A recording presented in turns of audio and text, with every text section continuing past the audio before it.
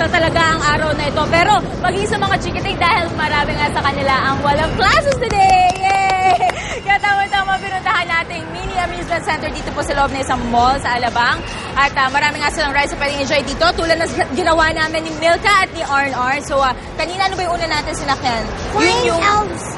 Airplane, yun. Yung Flying Elves airplane po mga kapuso ay medyo nakakatakot siya kasi mataas at Bumababa. medyo nakakahilo yung kanya movement. No? Taas-baba siya. Pero okay lang kasi pwede naman dalawa kayo nakasakay dyan. Kami ni Milka magkasama kami. Nag-enjoy ka naman, Milka?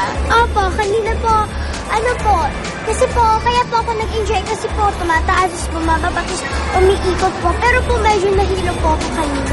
Okay naman, nag-enjoy ka naman. No? Sinubukan din namin ni Milka bukod dyan yung kanilang Ferris wheel. Ang ganda ng pangalan, di ba? Ito medyo mataas yung kanya iniikutan pero very safe naman. Tsaka marami naman pwede magkasya doon sa loob ng kanilang gondola. So, ang cute-cute. Oh, nag-enjoy ka rin doon.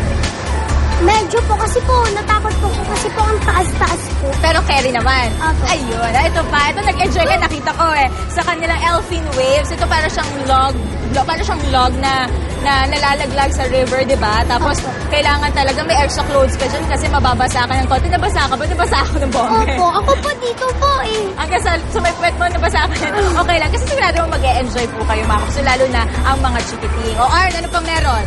Naku, Mon! Dito sa basement, meron train. Ako, ikot to ng ikot din sa ibang parte ng mall. Akala mo talaga totoo. Kasi meron pa siyang railroad crossing.